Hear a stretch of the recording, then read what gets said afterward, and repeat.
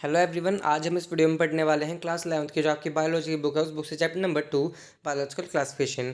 उस चैप्टर में हमने जो किंगडम मोनारा, प्रोटिस्टा, फंगी, हमने तीनों फंगी जो है किंगडम हमने कंप्लीट कर लिए हैं। आज हम इस वीडियो में देखने वाले हैं viruses, viroids and prions and lichens. तो इनको हम देखेंगे। उससे पहले हम जो प्लांटी एनिमिलिया का ब्रीफ इंट्रोडक्शन दिया हुआ है इसमें, तो हम वो भी जो है कवर कर लेते हैं। वैसे हम प्लांटी और एनिमिलिया को अलग अलग चैप्टर 3 एंड 4 में डील करेंगे, तो टेंशन लेने की ज़रूरत नहीं है। तो इसमें हम जो है ब्रीफ इंट्रोडक्शन एक तरह का पढ़ेंगे।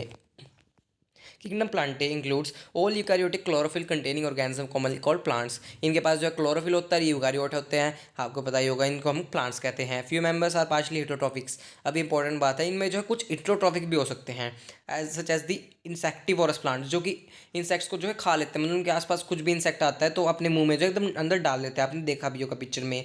एंड कुछ और पैरासाइट्स, कुछ पैरासाइट्स भी हो सकते हैं। अब bladderworts and Venus fly, bladderwort and Venus fly trap are examples of insectivorous. ये ब्लेडरवर्ट हो गया, वीनस फ्लाई ट्रैप हो गया, ये जो है एग्जांपल होते हैं इंसेक्टिवोरस प्लांट्स के। और कोस्केटा इज द पैरासाइट, ये जो है पैरासाइट है एक।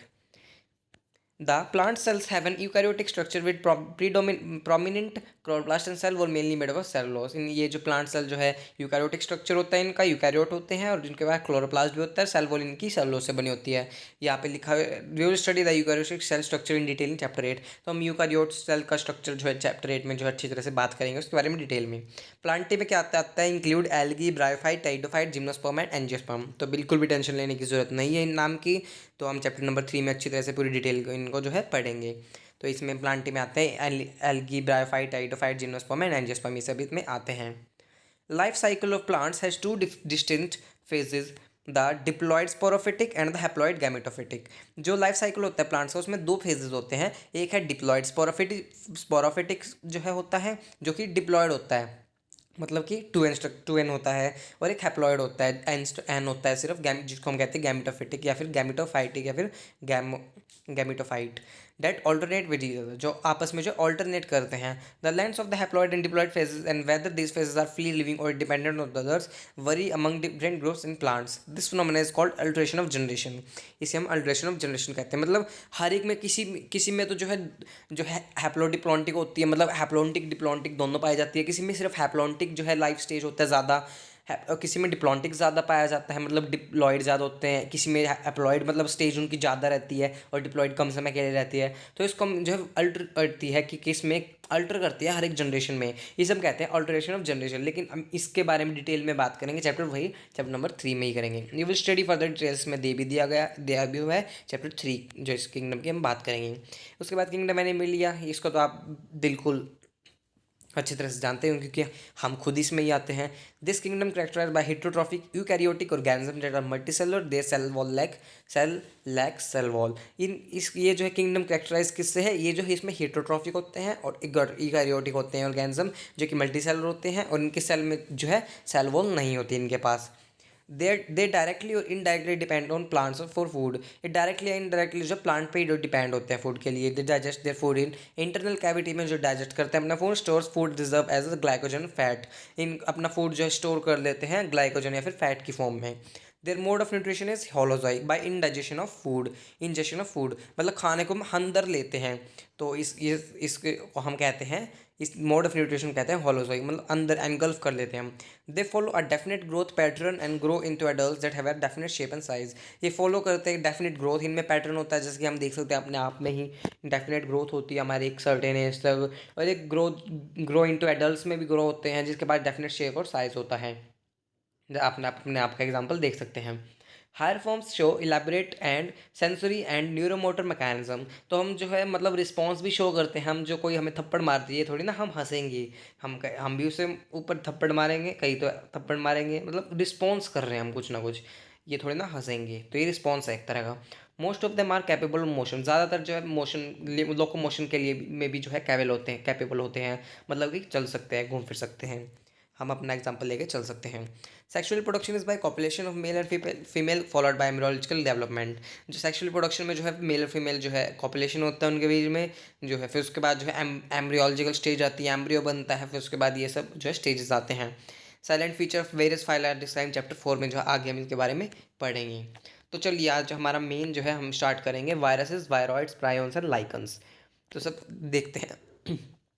तो इनमें हमने इन चारों चीज़ों के बारे में अच्छी तरह से पढ़ना है।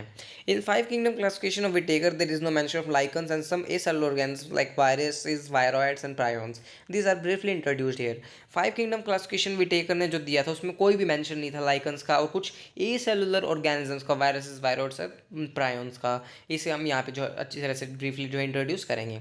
अब यहाँ पे जो है एक टर्म मतलब कहा गया, मतलब कुछ कहा गया, उसे यहाँ पे कहा गया है कि ए सेलुलर ऑर्गेनिजम्स। अब इन्हें ए सेलुलर इसलिए कहा गया है क्योंकि ये जो है जो बॉडी के बाहर होते हैं तो इनके पास जब होस्ट के ऊपर नहीं रहते हैं, किसी के ऊपर बॉडी के बाहर होते हैं तो एक तरह नॉन लिविंग ही होते हैं, कुछ कर नहीं पाते, कुछ ग्रो नहीं कर पाते, कुछ नहीं कर पाते। लेकिन जब ये जो किसी होस्ट के ऊपर आ जाते हैं, होस्ट मतलब किसी भी ऑर्गेनिज्म के ऊपर आ जाते हैं, तो उसके जो है मशीनरी यूज़ करते हैं, रेप्लिकेट करते हैं अपने आप को, मतलब अपनी कॉपी बनाते हैं, डीएनए के रेप्लिकेशन में डीएनए कॉपी बनाते हैं, रेप्लिकेट करते रहते हैं और जो है उस वहाँ पे जो है पूरा अच्छी तरह से बन जाते हैं, मतलब अपने आप को काफ़ी सारे जो है नंबर्स जो है बढ़ा लेते हैं अपने आप का ये।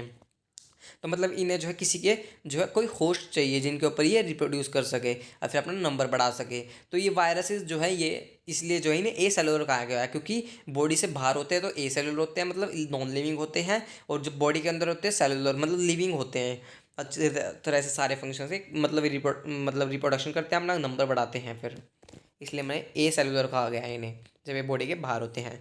All of us who have suffered the ill effects of common cold और flu know what effects viruses can have on us even if we do not associate with our condition. हम सबको पता है, सब जो है बीमार, मतलब कॉमन कोल्ड सबको ही हो चुका है, फ्लू कहते हैं हम इसको, तो सबको ही जो है सब इस चीज़ से गुजर चुके हैं, जो कि एक वायरस की जो है वजह से ही जो है होता है, वायरस की वजह से ही जो कॉमन कोल्ड जो है होता है, जो कि 5 से 7 दिनों में जो है ये 3 से 7 दिन की जैसी स्टेज होती है ठीक होने की।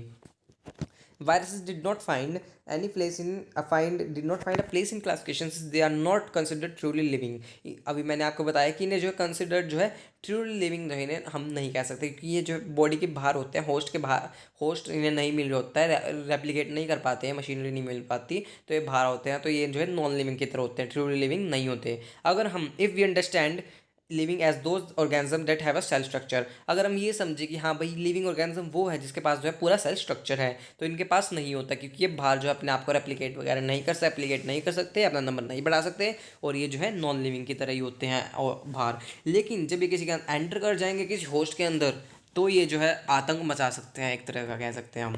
तो हमने कोरोना वायरस, जो कि एक जो है कोरोना वायरस भी एक वायरस ही था वो भी, तो उसने भी कितना आतंक मचाया था आप सोच सकते हैं, तो सोच सकते हैं आप वायरसेस के बारे में। The virus is a non cellular, A cellular या फिर नॉन सेलुलर कुछ कह लीजिए, मैंने आपको इसका मतलब बता दिया है। Organism that are characterised by having an inert crystalline structure outside the living cell. इनके पास जो है इनर्ट क्रिस्टलाइन स्ट्रक्चर होता है, जो जब ये जो है आउटसाइड द लिविंग सेल के मतलब बाहर रहते हैं, ये जब तक होस्ट नहीं मिलता इन्हें, ये इनकी कैरेक्टरिस्टिक होती हैं। अब आगे चलते हैं। Once they infect a cell, they take over the machinery of the host cell to replicate themselves, killing the host. Would you call viruses living or non-living? अब जब ये वंस दे फैक्ट मतलब किसी भी सेल को fact करेंगे तो उसकी मशीनरी को पूरा यूज ले लेते हैं, उसको जो सब कुछ यूज़ करते हैं, उसके ऊपर कमांड मतलब अपनी कमांड चलाते हैं, अपना जो है रोब जमाते हैं ये, और वहाँ पे जाके जो अपने आप को रेप्लिकेट करने लग जाते हैं, किसी सेल के अंदर जाते हैं, अपना नंबर बढ़ाते हैं, फिर पूरी बॉडी में जो फैल जाते हैं। फिर हम तो आप सोच सकते हैं फिर वायरसेस का इफेक्ट क्या होता है। अब हम यहाँ पे क्वेश्चन दिया हुआ है कि आप वायरसेस को क्या बोलेंगे, लिविंग बोलेंगे या नॉन लिविंग बोलेंगे। तो हम जब वायरसेस को बोलेंगे लिविंग बोलेंगे जब ये बॉडी के अंदर होंगे, होस्ट के अंदर होंगे, मशीनरी यूज़ करेंगे और अपने आप को रेप्लिकेट करेंगे। नॉन लिविंग हम जब बोलेंगे जब ये बाहर होंगे, तो हम कह सकते हैं connecting link between living and non living organisms. अब आगे जो कुछ डिस्कवरीज के बारे में बात की गई है जो कि बहुत ज़्यादा इंपॉर्टेंट है, नीट में एज ए डिस्कशन आ भी चुके हैं और आ भी सकते हैं आगे, और ज़रूर आएंगे भी, तो किसी न किसी में तो आएंगे ही, तो आपको ज़रूर करना है, ये इंपॉर्टेंट क्वेश्चन है बहुत ज़्यादा। वायरसेस मीन्स वेनोम और पॉइजनस फ्लूइड। वायरस का मतलब होता है कोई जहर, मतलब एक तरह जहर कह सकते हैं, तो आप सोच सकते हैं इसको जहर नाम दिया गया है, पॉइजनस फ्लूइड होता है ये। Dmitri Ivanowsky 1892 recognise certain microbes as a casual organism of the mosaic disease of tobacco. अब जो है एक जो है डिमिट्री इवेंस्की ने जो है ये नाम 1892 में जो है ये बताया था कि कुछ माइक्रोब्स होते हैं जो कि एक मोजाइक डिजीज़ ऑफ टबाकू, मतलब टबैको मोजाइक डिजीज़ जो है कोज करते हैं प्लांट्स में। तो यहाँ पे दिखाया हुआ है टबैको मोजाइक वायरस दिखाया हुआ है, देखिए ए वाला पार्ट, तो ये टबैको मोजाइक वायरस है। तो इसके बारे में हम आगे भी जो है बात करेंगे, इसमें क्या क्या कैप्सिड कैप्सोमीर ये सब क्या होते हैं आगे देखेंगे हम। They were found to be smaller than bacteria because they pass through bacteria proof filters. अब ये जो है बैक्टीरिया से भी स्मॉल होते हैं, तो बैक्टीरिया जो ज़्यादा छोटे होते हैं तो सोच सकते हैं उससे भी ज़्यादा छोटे होते हैं ये, तो ये उससे भी ज़्यादा छोटे होते हैं। कौन होते हैं? वायरसेस, जो कि बैक्टीरिया प्रूफ फिल्टर से जो है पास हो गए, तो मतलब उससे भी ज़्यादा छोटे होते हैं ये।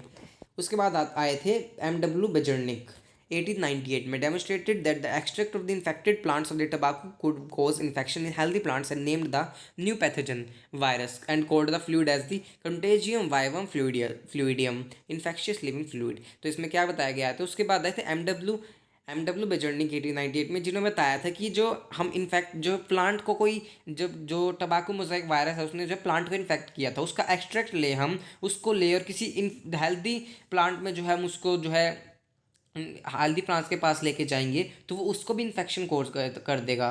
तो इन्फेक्शियस है, मतलब ये फैल सकता है, इसके इसलिए वायरस फैल सकता है, एक पैथोजन है, पैथोजेनिक है ये, इसलिए हम इसको एक इस फ्लूइड को हम कहते हैं कंटेजियम वाइवम फ्लूइडियम। इसका मतलब ये होता है contagium means infectious, vivum means living और फ्लूइडियम मीन्स फ्लूइड। ये जो है इन्फेक्शियस लिविंग फ्लूइड है, इन्फेक्ट कर सकता है, एक से दूसरे में फैल सकता है। तो जैसे आप निमोनिया भी देख सकते हैं, आप जो छींकते हैं तो वो फैल सकता है। कोरोना वायरस भी ऐसा ही था, फैल सकता था और अभी फैल सकता है। तो ये जो अपने आप को जो है टाइम के अकॉर्डिंग जो है अलग अलग जो है वैरायटीज़ भी शो करते हैं यहाँ। तो आपने सुना भी होगा वायरसेस, मतलब कोरोना वायरस पहले कैसा था आज कैसा है, तो ये अपने आप में जो है डिफरेंस करते रहते हैं, अपने डीएनए में भी चेंज होता रहता है, इनका वेरिएशन होता रहता है इनमें भी, इस वजह से। उसके बाद आए थे W.M. स्टेनली। M.W. था तो W.M. स्टेनली, ये जो है उल्टा सोच सकते हैं आप, इसका मतलब जो है उल्टा कर दीजिएगा। 1935 में आए थे। Showed that viruses could be crystallise and crystal contain largely protein. उन्होंने दिखाया था कि वायरसेस को जो हम क्रिस्टलाइज भी कर सकते हैं और जो क्रिस्टल हमें जो मिले थे वो जो है लार्जली जो है प्रोटीन्स के बने हुए थे। बहुत ज़्यादा इंपॉर्टेंट क्वेश्चन है, नीट में एज इट इज आ सकता है कि जो वायरसेस जो है वायरसेस का क्रिस्टल जो है उसमें मेनली क्या होता है, तो इंपॉर्टेंट क्वेश्चन है, याद रखिएगा। They are inert outside their specific host cell. Viruses are obligate parasites. Viruses जो है ऑब्लिगेट जो है पैरासाइट्स होते हैं, मतलब इन ऑब्लिगेट होती एक दो टर्म होते हैं, ऑब्लिगेट और एक फैकल्टेटिव। ऑब्लिगेट मीन्स मांगता तो मांगता, मतलब उन्हें चाहिए तो चाहिए ही चाहिए। पैरासाइट मीन किसी के ऊपर रहना, तो हमने देखा कि वायरस किसी के ऊपर ही रहेगा, उसकी मशीन यूज़ करेगा तभी वो लिंक होगा। तो ये जो है ऑब्लिगेट पैरासाइट है, मतलब उसके उन्हें चाहिए ही चाहिए कि हमें उन्हें किसी के ऊपर ही रहना पड़ेगा अपने आप को करने के लिए, सर्वाइव करने, मतलब लिविंग बनाने के लिए, अपने आप को रेप्लिकेट करने के लिए। और एक होता है फैकल्टेटिव, होगा तो ठीक है, नहीं होगा तो नहीं भी होगा, तो ये जो है ऑब्लिगेट होते हैं, ना कि facultative. In addition to proteins, viruses also contain genetic material that could be either DNA और RNA। अब इनके पास जो है जेनेटिक मटेरियल भी हो सकता है, प्रोटीन के अलावा जो इनके पास जेनेटिक मटेरियल भी होता है जो कि डीएनए भी हो सकता है, आरएनए भी हो सकता है। No virus contain both RNA and DNA. किसी वायरस के पास जो आरएनए और डीएनए जो है नहीं होता, दोनों नहीं हो सकते। A virus is a nuclear protein and the genetic material is infectious। Virus जो न्यूक्लियर प्रोटीन होता है और जेनेटिक मटीरियल्स का इन्फेक्शियस होता है, इन्फेक्शन कोज कर सकता है। In general viruses that infect plant have single stranded RNA. वो वायरसेस जो कि प्लांट को इन्फेक्ट करता है उसके पास क्या होगा? सिंगल स्ट्रैंडेड आरएनए होगा सिर्फ। बहुत ज़्यादा इंपॉर्टेंट लाइन, हाँ हाईलाइट कीजिएगा। At the viruses that infect animals have either single और डबल स्ट्रैंडेड आरएनए और डबल स्ट्रैंडेड डीएनए। और वो वायरसेस जो कि एनिमल को इन्फेक्ट करेगा उसके पास सिंगल स्ट्रैंडेड या डबल स्ट्रैंडेड आरएनए भी हो सकता है या फिर डबल स्ट्रैंडेड डीएनए भी हो सकता है। तो इंपॉर्टेंट है बहुत ज़्यादा नीट के लिए। बैक्टीरियल वायरसेस और बैक्टीरियोफेजेस। बैक्टीरियल वायरसेस कह सकते हैं, बैक्टीरियोफेजेस कह सकते हैं। बैक्टीरियोफेजेस होते हैं वो वायरसेस जो कि बैक्टीरिया को इन्फेक्ट करते हैं, उसमें इन्फेक्शन कोज करते हैं, उनको हम बैक्टीरियोफेजेस कहते हैं। ये टर्म याद रखिएगा, नीट के लिए तो इंपॉर्टेंट है ही, आगे 12th में भी यूज़ होगी ये टर्म, तो ज़रूर याद रखिएगा इसको। जब हम जो है मॉलिकुलर बेसिस ऑफ इनहेरिटेंस पढ़ेंगे 12th क्लास में, एक डीएनए के बारे में सब कुछ डिटेल में पढ़ेंगे, वहाँ पे ये टर्म यूज़ होगी। और आगे बायोटेक्नोलॉजी वगैरह में, मतलब सब कुछ 12th में जो इसको यूज़ होगा, तो याद रखिएगा। Are usually double standard DNA viruses. जो बैक्टीरियोफेजेस है वो क्या होते हैं? यूजुअली जो है डबल स्टैंडर्ड डीएनए वायरसेस होते हैं। Protein coat called capsid made of small sub units called capsomeres protect the nucleic acid. अब इनके जो है प्रोटीन के एक कोट बने होते हैं जिसे हम कहते हैं कैप्सिड। कैप्सिड भी जो एक स्मॉल सब यूनिट से बना होता है जिसे हम कहते हैं कैप्सोमियर। तो आप देख सकते हैं ये रहा कैप्सिड जो कि स्मॉल सब यूनिट से बना होता है जिसे हम कहते हैं कैप्सोमियर। ये टबैको मोजाइक वायरस है। और ये क्या है? ये है बैक्टीरियोफेज का स्ट्रक्चर है, तो बहुत ज़्यादा इंपॉर्टेंट है। ABCD पार्ट करके आपसे पूछ भी सकते हैं कि कौन सा क्या है। ये हेड हो गया, collar, sheath, tail fibres, important है, इसको जरूर कीजिएगा। अब आगे देखते हैं दिस, और जो ये जो कैप्सिड होता है ये जो है न्यूक्लिक एसिड को जो है प्रोटेक्ट करता है। This capsomeres are arranged in helical और पॉलीहेड्रल ज्योमेट्रिक फॉर्म्स। ये जो कैप्सोमियर्स होते हैं ये जो हेलिकल और पॉलीहेड्रल जो है फॉर्म्स में जो है अरेंज रहते हैं, हेलिकल शेप में जो है रहते हैं। Viruses cause disease like mumps, small pox, herpes, influenza, ये सारी डिजीज जो है वायरसेस कॉज कर सकते हैं। इनको हम 12th क्लास में और ज़्यादा डिटेल में हम इनको बात करेंगे human health and disease chapter में, चैप्टर नंबर 8 है आपका 12th में, अच्छी तरह डिटेल में इसके बारे में दिया हुआ है, बात करेंगे वहाँ पे। AIDS in humans is also caused by virus. अब जो एड्स है वो भी ह्यूमंस में जो कि होता है, जिसका कोई इलाज नहीं है, तो कोई भी इसका जो है इलाज नहीं है एड्स का, किसी को हो गया तो उसको मरना ही मरना है, तो इसका इलाज नहीं है। आपने सुन भी 9th में जो है पढ़ा भी होगा इसके बारे में, लेकिन हम 12th में भी इसके बारे में बिल्कुल डिटेल में बात करेंगे। पूरा एक टॉपिक है एड्स के बारे में, प्रिवेंशन क्या है, इसके कैसे फैलता है, ये सब कुछ है 12th में पढ़ेंगे। इन प्लांट्स ये जो ये भी जो है वायरस से कोज होता है। In plant symptoms can be Mosaic formation भी हो सकता है, तो बैको मोजाइक वायरस हमने देखा, मोजाइक फॉर्मेशन। रीफ रोलिंग भी हो सकता है, curl, reef rolling and curling भी हो सकता है, कर्ल भी हो सकती है, येलोइंग एंड वेन क्लियरिंग भी हो सकती है, येलो येलो पत्ते हो जाते हैं तो उसमें मतलब वायरस का इन्फेक्शन है। ड्वार्फिंग भी हो सकता है, मतलब छोटे रह जाते हैं जो, और स्टंटेड ग्रोथ, जिनमें जो है स्टोर ग्रोथ जो है रुक जाती है और वो छोटे रह जाते हैं। तो ये सारे जो है प्लांट्स के हैं, तो ये फीचर ये जो है सिम्टम्स है, तो बहुत ज़्यादा इंपॉर्टेंट है, याद रखिएगा इनको। अब हमने वायरसेस अच्छी तरह से पढ़ लिया, अब आते हैं वायरोइड्स। अब वायरोइड्स क्या हैं? In 1971, Theo Danier discovered a new infectious agent that was smaller than viruses and caused potato spindle tuber disease। अब 1971 में टीओ डायनियर साइंटिस्ट थे जिन्होंने जो है डिस्कवर किया था कि न्यू इन्फेक्शियस एजेंट जो कि वायरसेस से भी छोटा था। तो देख सकते हैं वायरस से भी छोटा, कितना ज़्यादा छोटा होगा, बैक्टीरिया बहुत ज़्यादा छोटे, उससे भी छोटा वायरस, वायरस से भी छोटा वायरॉइड। और लेकिन जो प्रायंस होते हैं सिमिलर होते हैं वायरसेस के जो हैं, वो उसके सिमिलर ही होते हैं प्रायंस, आगे हम पढ़ेंगे अभी इसको भी। एंड कोज जो है पोटैटो स्पिंडल ट्यूबर डिजीज इन्होंने कोज की थी, तो वहाँ पे इन्होंने देखा था वहाँ पे कि हाँ भी क्या किसने जो है डिजीज कोज की, तो उन्होंने उसके बारे में जांच की, तो डिस्कवर किया उन्होंने वायरॉइड्स को। It was found to be have free RNA, के पास जो है फ्री आरएनए था। It lacked the protein coat that is found in viruses. Viruses में हमने देखा था कि प्रोटीन कोड होती है जो कि कैप्सिड और कैप्सोमियस, स्मॉल यूनिट्स कैप्सोमियस से जो है बनी होती है, लेकिन इनमें जो प्रोटीन कोड नहीं होती है, इसलिए वायरस के पास लेकिन होती है, इसलिए हम हैज़ द नेम वायरोडिन, हम वायरॉइड कहते हैं, वायरसेस वायरॉइड, मतलब इनके पास प्रोटीन कोड नहीं होती। RNA of the viroid was of low molecular weight, इनका जो मॉलिकुलर वेट होता है वो ज़्यादा जो इनका लो होता है। तो ये नीट में एज इट इज क्वेश्चन आ सकता है, हाई, लो, मीडियम, ऐसे कुछ भी आ सकता है, वेरी हाई, तो इसको याद रखिएगा जरूर। आगे आते हैं हम वायरॉइड्स के बाद prions. In modern medicine certain infectious neurological diseases were found to be transmitted by an agent consisting of abnormally folded protein. अब मॉडर्न मेडिसिन में जो है कुछ न्यूरोलॉजिकल, मतलब ब्रेन में जो है न्यूरॉन्स में कुछ डिजीज पाई गई, जो कि एक जो है एजेंट से जो है एक एबनॉर्मली फोल्डेड प्रोटीन से जो है हुई थी। The agent was similar in size to viruses, वो एजेंट जो है बिल्कुल सिमिलर था जो साइज में वायरसेस के। These agents were called prions, in agents को कहा गया प्रायोन्स, जो कि न्यूरोलॉजिकल डिजीज करता है माइंड में, मतलब ब्रेन में, न्यूरॉन्स में। The most notable disease caused by prions are bovine spongiform encephalopathy BSC, commonly called mad cow disease in cattle।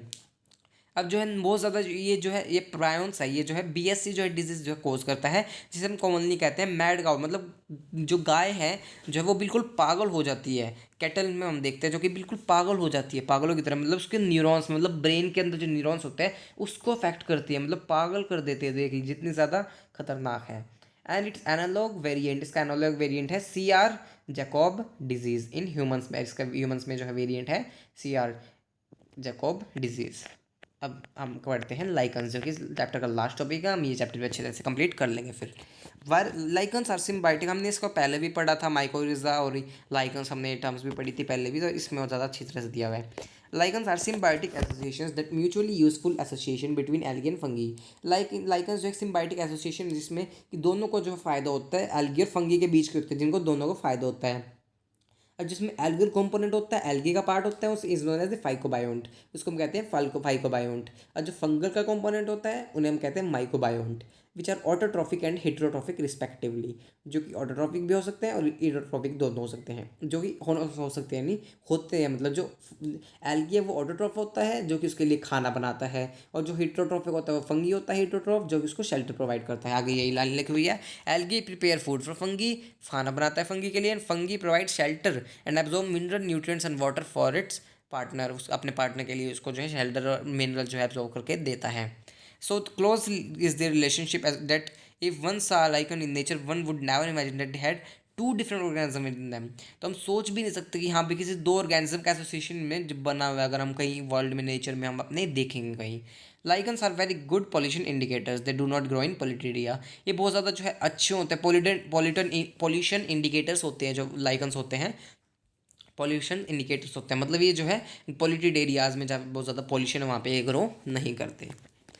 तो हमने ये चैप्टर अच्छी तरह से कंप्लीट कर लिया है। नेक्स्ट लेक्चर में हम इसकी समरी ले लेंगे, फिर उससे नेक्स्ट में हम क्वेश्चंस ले लेंगे, फिर हमारा चैप्टर अच्छी तरह से कंप्लीट हो जाएगा।